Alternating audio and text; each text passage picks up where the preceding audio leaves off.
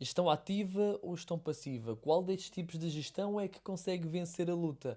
De um lado, gestão ativa, onde cada movimentação e cada compra e cada venda são estratégicas e cada oportunidade é aproveitada ao máximo. Do outro, a gestão passiva, uma estratégia segura e eficiente. Qual delas é a melhor? Se quiseres saber qual das duas é mais rentável e o porquê, fica até ao final do vídeo. Olá, o meu nome é Gonçalo Malheiro e sou educador financeiro certificado, para além de fazer conteúdo para redes sociais como o Instagram, TikTok e YouTube.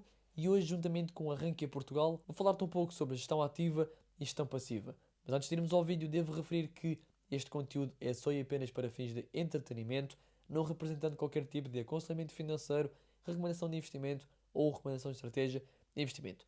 Deves fazer a tua própria análise e tomar as tuas próprias decisões. Portanto, vamos então ao vídeo. E o que é gestão ativa e o que é gestão passiva? A gestão ativa é quase como ter um treinador para o teu dinheiro. Os gestores de investimento analisam o mercado, analisam ações, empresas e tentam fazer compras e vendas de modo a terem o máximo de retorno possível e de forma a superarem o desempenho do mercado. Por outro lado, a gestão passiva é quase como seguir uma receita que já foi várias vezes testada. Em vez de tentar bater o mercado, o foco está em replicar o mercado. Investimos em ações que compõem um determinado índice, como por exemplo o SP500, e não mexemos mais nessas ações. Neste caso, o nosso investimento está condicionado pelo mercado em geral e não pelo que um analista compra ou vende. No fundo, a gestão ativa procura superar o mercado fazendo decisões individuais, enquanto a gestão passiva procura seguir o mercado, procura replicar o mercado em vez de o tentar superar. Um ponto também importante é que 80% dos fundos de gestão ativa não conseguem superar o mercado, ou seja, não conseguem superar os fundos de gestão passiva. Por isso, escolher um fundo de gestão ativa que nos conseguisse dar mais retorno do que o fundo de gestão passiva é muito complicado e, para além disso, é também bastante mais caro. Mas vamos então ver as principais diferenças entre estes dois tipos de gestão. A gestão ativa tem a vantagem potencial ou a possibilidade de nos oferecer mais retornos do que o mercado, porque neste caso o gestor de investimento pode fazer decisões individuais e escolher cuidadosamente os ativos em que quer investir e os ativos em que não quer investir. Para além disso, a gestão ativa pode também apresentar uma maior flexibilidade de se ajustar às adaptações do mercado. Por exemplo, se o gestor de investimentos se aperceber de uma possível crise no setor bancário, pode retirar o seu investimento do setor bancário. Se o gestor de investimentos se aperceber que se está a criar uma nova tendência no setor de inteligência artificial, pode começar a investir mais no setor de inteligência artificial, venda de um lado e compra do outro. No entanto, a gestão ativa também tem desvantagens. O gestor de investimento pode, por exemplo, cometer erros. Temos também o custo que está associado à gestão ativa, como as comissões dos gestores de investimento ou os custos de transação, que são geralmente muito mais altos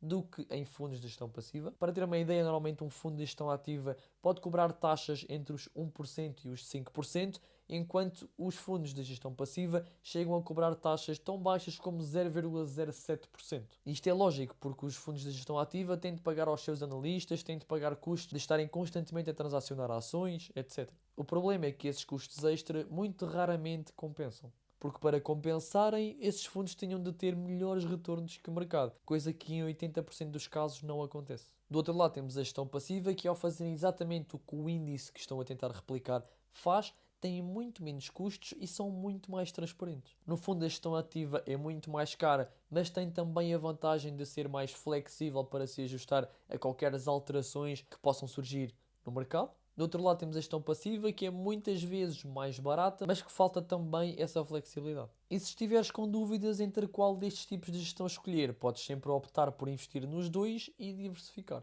Ou então decides simplesmente pelo tipo de gestão que te faz sentir mais confortável. Se não te importas de assumir mais risco para teres o potencial de ganhares mais, podes, por exemplo, ir para um fundo de gestão ativa. Se por outro lado gostas mais de jogar pelo seguro, ao mesmo tempo em que tens também alguns retornos, podes sempre optar por um fundo de gestão passiva que replica algum índice. E agora vamos então ver alguns exemplos de gestão ativa e gestão passiva. Mas antes de irmos a essa parte, devo referir que a Rankia tem uma newsletter que podes utilizar para aprofundares um pouco os teus conhecimentos no mundo dos investimentos e que, se quiseres subscrever, basta passares no link que vai estar na descrição para teres então acesso à newsletter da Rankia. Portanto, vamos então agora aos exemplos de gestão ativa e gestão passiva. Vamos a um exemplo de cada e vamos no fim ver qual destes dois exemplos teve melhor retorno no final. Portanto, para fundo de gestão ativa, vamos ver aqui o Avantis US Equity ETF, e é um ETF que tem como base, ou seja, que tenta bater o índice Russell 3000, ok? É o índice que este ETF procura bater. Temos aqui um preço de mercado de 83 dólares, temos aqui um retorno durante o mês de janeiro de 0,45%, temos aqui uma taxa de despesa de 0,15%, que é até uma taxa bastante baixa para um fundo de gestão ativa, ok? Aqui em Overview podemos ver o ticker deste ETF, podemos ver o número de holdings, depois temos aqui tudo o que são informações relativas a este ETF, e tem aqui um portfólio de 6 mil milhões de dólares. Vamos agora ver aqui as holdings do portfólio, e podemos ver que temos aqui 21% em tecnologia de informação, 17% em financials, 13% em industriais, etc. Sendo que as suas maiores posições são exatamente a Apple com 4,3%, Microsoft com 4,14%, Amazon com 2,26%, Meta Platforms com 2,17% e por aí fora. Nvidia, Google, ok? Por aí fora. Vamos então ver os retornos deste ETF. Vamos andar aqui para cima e aqui nos retornos é que nós vamos conseguir ver aqui se este ETF de gestão ativa consegue ou não bater o mercado, ok? Podemos ver que year to date, ou seja, no último mês e meio, não conseguiu bater o mercado. Temos aqui o preço do ETF e o benchmark, ou seja, o índice que ele procura bater. Temos aqui no último mês também não conseguiu, últimos 3 meses também não conseguiu, último ano não conseguiu. Nos últimos 3 anos conseguiu ter aqui mais 1,5% que o índice, que foi bastante bom. E depois não temos aqui mais informações relativamente a 5 anos, 10 anos, porque o ETF não existe assim há tanto tempo. Nos últimos 3 anos o ETF está a ganhar ao índice, o que é bom, mas se fôssemos para o último ano, 3 meses, 1 mês, etc., o retorno do nosso investimento não iria ser superior ao do índice Russell 3000. Bem, e agora para fundo de gestão passiva, vou-vos dar um exemplo de um ETF que eu estou sempre a falar no meu canal de YouTube, que é exatamente o VUAA, o Vanguard S&P 500 ETF acumulativo, ok? Temos aqui uma taxa de despesa que é metade do outro ETF de gestão ativa, é de 0,07%. Em termos de holdings, é igual ou muito semelhante à de um S&P 500, porque este ETF procura replicar o índice do S&P 500.